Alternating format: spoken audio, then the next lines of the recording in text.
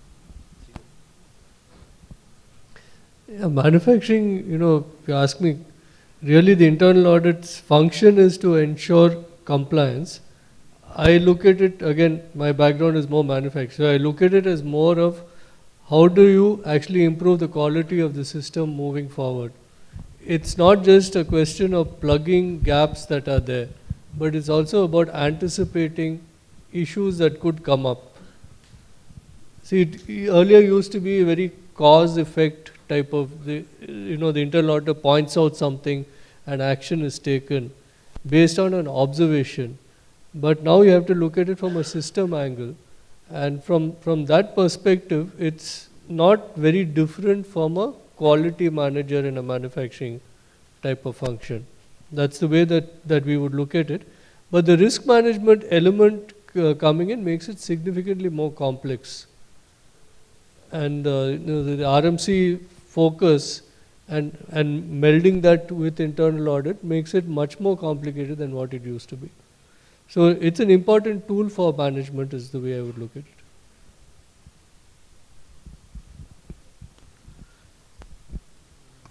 So how much time do you have? Any more questions? 2 more, 3 more? Hello sir, this is Ashish. My question is to Srivats sir. Regarding this, many of the organizations are already ISO 27001 compliant, and how to align these compliance and these domains to DPDP Act. So what is your take on that? And second question is supply chain based. So like you are in the supply chain line, so manufacture line. How to reduce the supply chain based risk and gaps? Like solar wind attack has happened in 2020. So how can we find those gaps? I'll answer the supply chain issue. It is very important because essentially if you look at it, manufacturing companies when they started in India used to be very vertically integrated. And a lot of manufacturing companies, including my own, have expanded largely by developing a supply chain, and that supply chain along with our own core manufacturing is what enables us to give a product or a product and service to the customer. So it is kind of an extended part of the organization. The way we look at suppliers is slightly different. We look at them as an extended part of the family. Of course, you have, it doesn't mean that, commercially you are liberal or anything like that. It's a commercial relationship.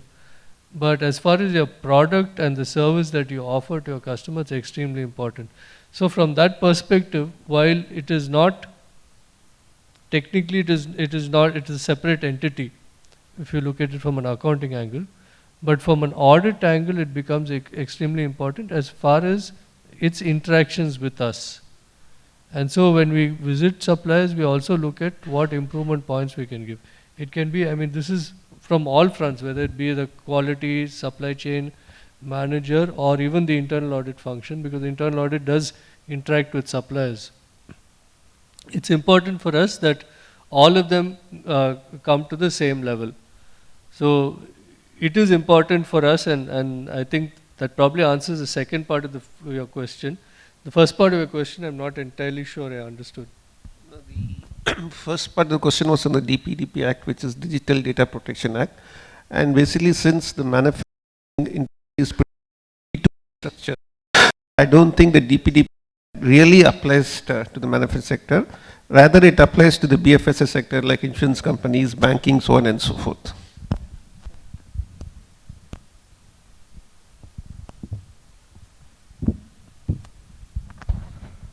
We have time for one last question.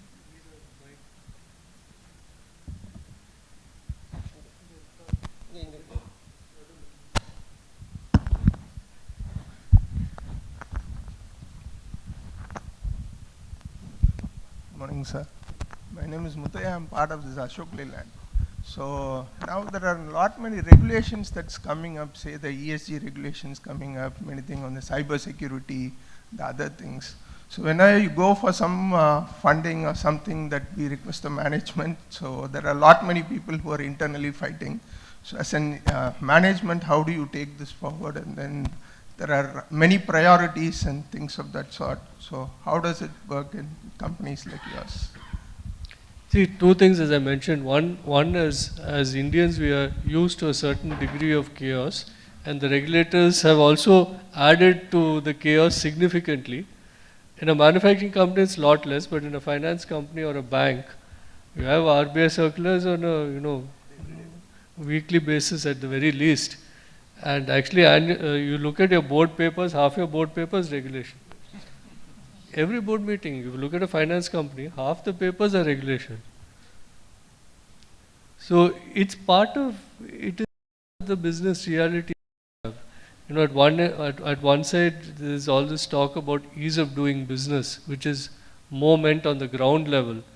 But regulations are caused even if there's one instance of any abuse of any kind or misuse of any kind, a regulation comes in. So regulatory change is all pervasive, and you're right, some of the areas like ESG or cyber security have become and they are challenges. I've had you're talking about cyber security, I've had 4 of my customers whose entire operations came to a standstill in the last 3 years. International, one was local, but 3 of them were international.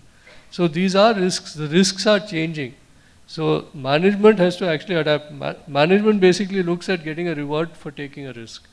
But the level of risk is actually increasing significantly. I don't know. In my experience of 30 years, it's increased. But I'm sure the risks has always been part of something that management has had to deal with for thousands of years.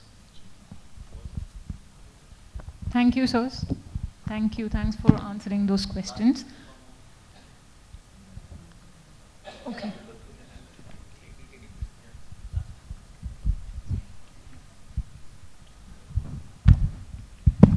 Yeah. Hi, Lakshmi. I'm from OCBC Bank, Singapore. So I've got a question, I think, to the panel. Can internal audit play a strategic partner role to influence business decisions, for example? And I know we do give process improvement opportunity points and stuff, but we don't want to stop with that.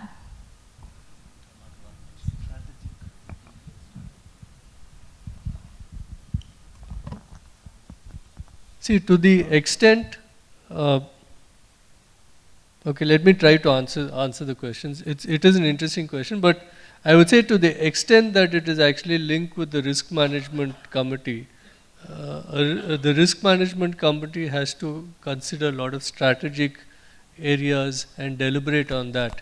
So to the extent that it is linked, this risk management committee can actually mandate through the audit committee that the internal audit looks at specific areas. It is strategic. It's part of the implementation of a strategy probably rather than the formulation of a strategy. That's the way I would look at it.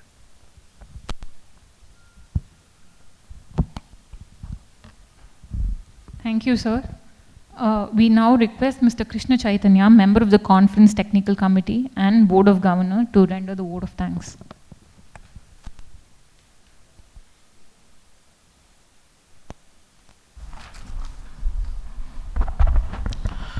Thank you very much. Very good morning, Vanakkam and Namaste. It's indeed my privilege to stand before you and deliver the vote of thanks for the inaugural session of the conference. Firstly, I'd like to express my profound thanks to our chief guest, Mr. Srivats Ram, for gracing us with his presence this morning. He is actually, he's on multiple board positions and not only leadership position at Wheels India, but he's also on multiple board positions with the other companies as well. In the past, he's been president of ACMA as well, and currently he is with the chairman of CII Tamil Nadu State Council for 24-25. Sorry, 24-25. So, but I'm sure, I think some of the insights that he brings to the table and the immense experience and knowledge of growing a company, okay, which is actually not only doing great things in India, but also looking at the global landscape and contributing to the overall economic global landscape is really amazing. And your messages, sir, on understanding business, interacting with the internal audits need to understand business, interact with business leaders, the interplay with risk management and the audit committee, the importance of interpersonal skills are very, very relevant and have truly are very important. And you also made a statement that today internal audit is poised to actually shape leaders of tomorrow. Okay, and that is truly inspiring, and your messages have really enlightened us. It's an honor to have someone of your caliber be with us today. Thank you very much. And as a token of our appreciation, I would request Mr. Vidyadharan as well as Mr. Rangaswamy and Mr. Ravi to hand over a memento to Mr. Srivats Ram. Thank you.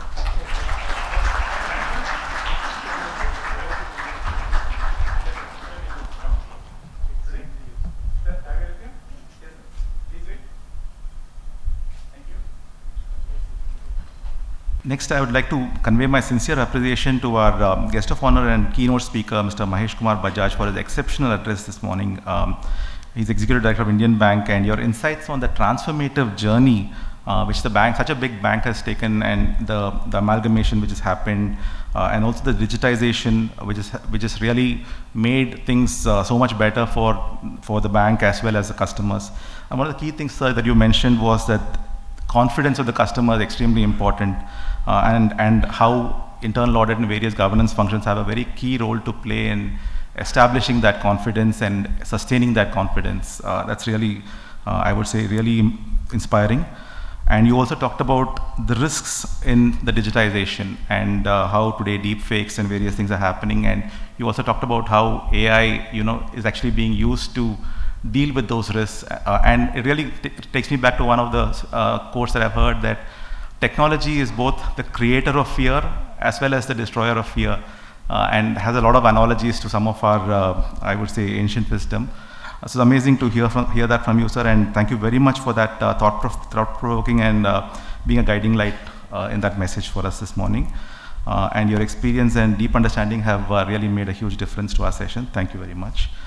I now request Mr. Srikanth as well as Mr. Rangaswamy, Mr. Ravi to hand over a memento to Mr. Bajaj. Thank you.